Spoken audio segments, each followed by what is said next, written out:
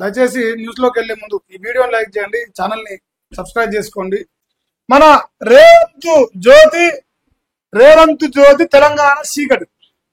అవునా కదా? రేవంత్ అన్న కోసమే జ్యోతి వెలుగుతుంది, మన కోసం వెలిగదు.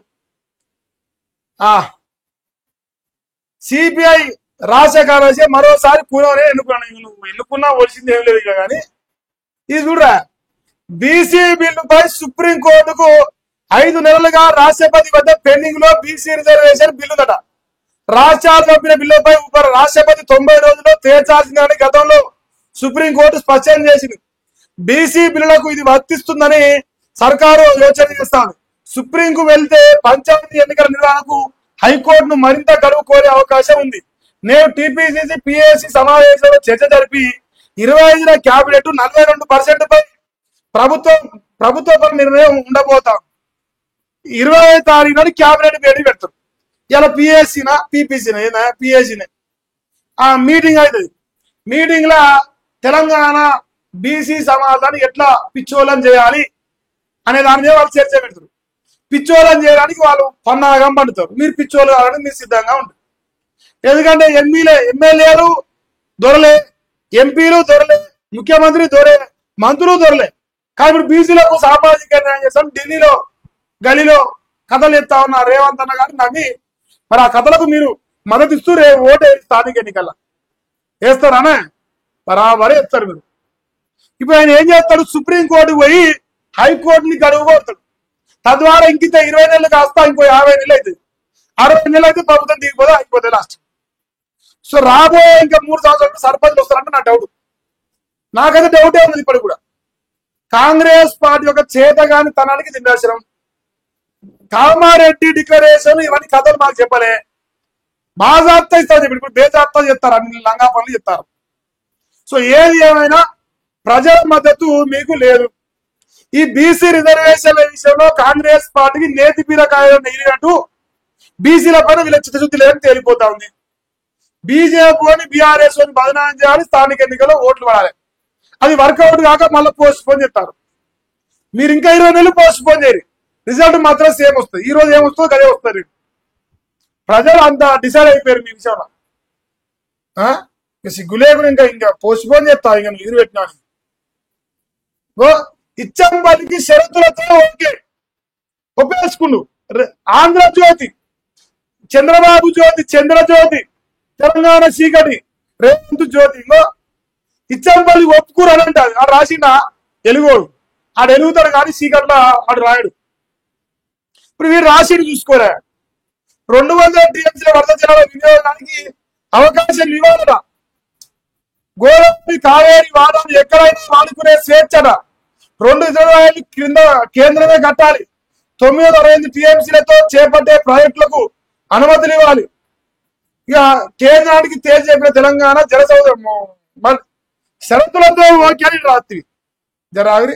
ఆంధ్రజ్యోతి ఇవాళ ఆంధ్ర పేపర్స్ లో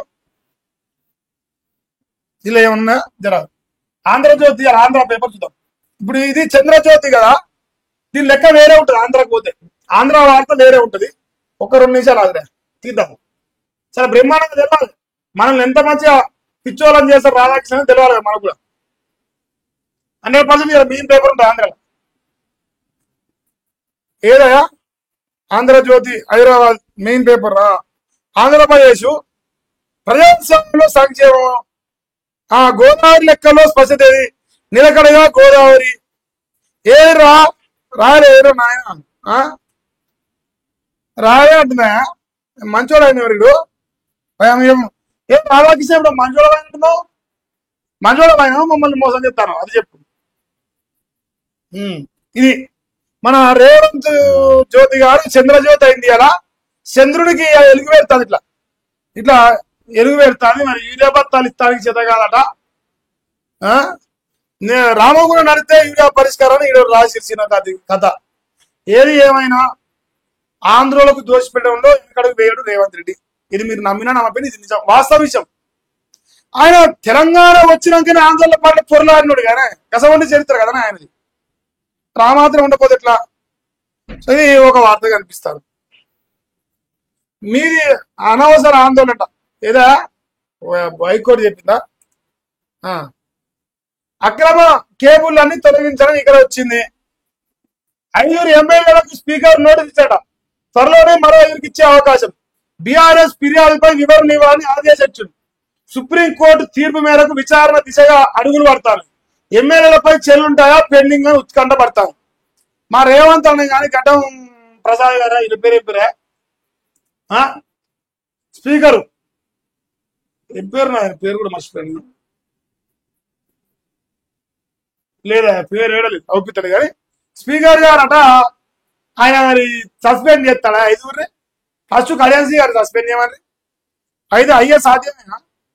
తెలంగాణ రాష్ట్రంలో రేవంత్ రెడ్డిని కానీ ఆయన ఎమ్మెల్యేలు కానీ ఆయన స్పీకర్ కానీ ఆయన ముఖ్య మంత్రులు కానీ ఎవరు కూడా ఇట్లాంటి యాక్షన్ తీసుకోలేరు. అందులో ఒక సిస్టమ్ నడుస్తుంది కాంగ్రెస్ లో. ఏందా ఇది ఒకటే బఫర్ అయితే ఉంది. సారీ క్షమించాలి, రేపు సెట్ చేద్దాం. సో ఇది ఒక వార్తగా అనిపిస్తా ఉంది. మరి ఏది ఏమైనా బీఆర్ఎస్ పార్టీలో ఎదురు చూస్తారు. ఎప్పుడు ఈ 10 మంది అవుతుందా, ఎప్పుడు 200 జీవితామా, ఎన్నికలు వస్తే బై ఎలక్షన్ వస్తా చూస్తారు. ఒక్కడో గెలడా, ఒక్కడో అలా గెలడు, అది గ్యారంటీ. ఇంతవరకు ఈ పేపర్లో వార్తలు ఉన్నాయి. కరిచే కుక్కల్నే షెల్టర్ లో పెట్టాలి. రేబిస్ సోకిన డాగ్స్ ను బయటకు వదిలిపెట్టద్దు. స్టెరిలైజ్ డీవార్మింగ్ చేసిన టీకాలు వేసిన వాటినే రిలీజ్ చేయాలి. ఢిల్లీ ఎన్సీఆర్ లో వీధి కుక్కల సమస్యపై సుప్రీంకోర్టు ఆదేశాలు. వార్డుల్లో ఫీడింగ్ జోన్లు ఏర్పాటు చేయాలి.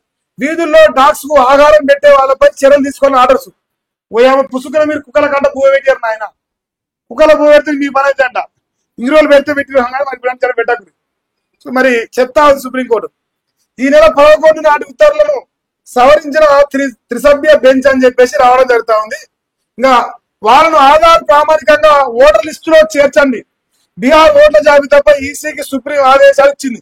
ఓటర్ల పేర్లు సరిదిద్దే విషయంలో రాజకీయ పార్టీలకు బాధ్యత లేదా అని ప్రశ్నించింది. ఆధార్ కార్డు ప్రామాణికంగా తీసుకుంటే మరి వాళ్ళు ఓటర్ లిస్ట్ చేశారంటే చనిపోయిన వాళ్ళు అని లెక్క తేలి ఇంత పొడుగు.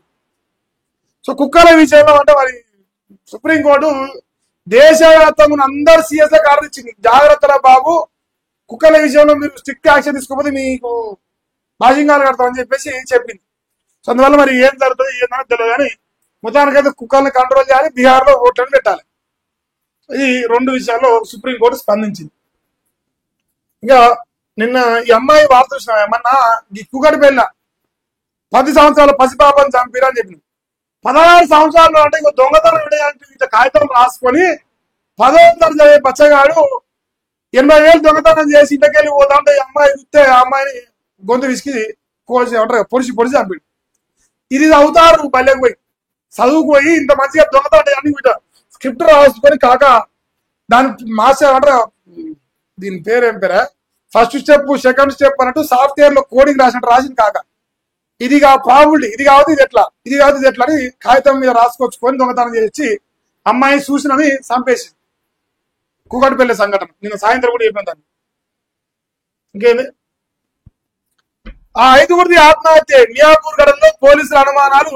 పెరుగన్నంలో ఎలుకల మందు కలిపి తినడంతో చనిపోయారట. పోస్ట్ మార్టం రిపోర్ట్ వచ్చింది. లక్ష్మీ అనారోగ్యం 2వ ఆర్థిక ఇబ్బందులే కారణమని భావిస్తున్న పోలీసులు. అర్ధరాత్రి తల్లిదండ్రుల ఇంటికి వచ్చి వెళ్లిన పెద్ద కుమార్తె పైన అనుమానం. అదుపులోకి తీసుకొని విచారణ చేయబోతామంటే మరి ఎలుకల మందు పెట్టుకొని పెరుగన్నంలో కలుపుకొని చచ్చిపోయారంట 5 ఇంకా డౌట్ ఉన్నాయంట. మరి వాళ్ళ పెద్ద కూతురు ఇంకోరు ఉన్నారంట. మరి వాళ్ళని విచారిస్తే ఇంకేమైనా బయట పడతాయట. మన మియాపూర్లో జరిగింది మొన్న జరిగింది.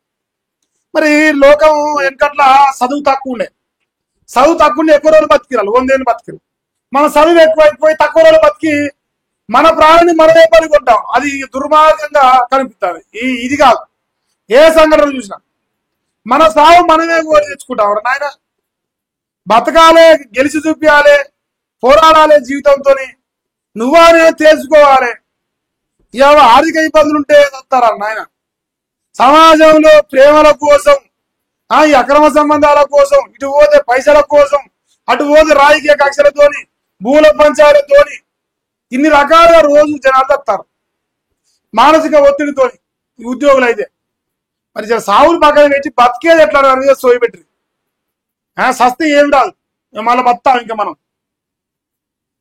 మన ఉట్టు లేదు ఇక ఏందా ఆగం పట్టిస్తున్న డీప్ ఫేక్ అట ఏఐ టెక్నాలజీ వాడుతూ రెచ్చిపోతున్న సైబర్ నేరగాలు సోషల్ మీడియాలో ప్రముఖుల డీప్ ఫేక్ వీడియోలతో ప్రచారం చేస్తున్నా గుర్తుపట్టలేనంతగా ముఖ కవలికలు భాష హావభావాలు క్రియేట్ చేస్తారు ప్రభుత్వ పథకాల పేరుతో పెట్టుబడులకు ఎరా వీడియోల కింద లింకులు ఇస్తూ కోట్ల మోసాలు ఇటీవల Nirmala Sitharaman deep fake video తెరపైకి తెగ వైరల్ అయిందట నమ్మి 20 లక్షలు పోగొట్టుకున్న హైదరాబాద్ వాసి అంబానీ ప్రమోట్ చేసినట్టుగా డీప్ ఫేక్ షేర్ చేసి ట్రేడింగ్ ప్లాట్ఫామ్ ను క్రియేట్ చేసినట్ట మరి నాయన ఒక్కటే కాదు అంత భూతు పురాణం మొత్తం ఈ సైబర్ క్రైమ్స్ లో నిన్నమన్నా ఆర్టిఫిషియల్ ఇంటెలిజెన్స్ ను దుర్మార్గంగా వాడతారు మన జనాలు అంటే తెలివి ఎక్కువైపోతున్న కొద్దీ లోకం ఎక్కువ నాశనం అవుతుంది తెలివి లోకానికి ఎక్కువైతున్న కొద్దీ లోకం ఎక్కువ నాశనం అయిపోతుంది సో ఈ డీప్ ఫేక్ వీడియోలు తయారు చేసి సైబర్ గేట్ గారు రోజు సంపాదిస్తారు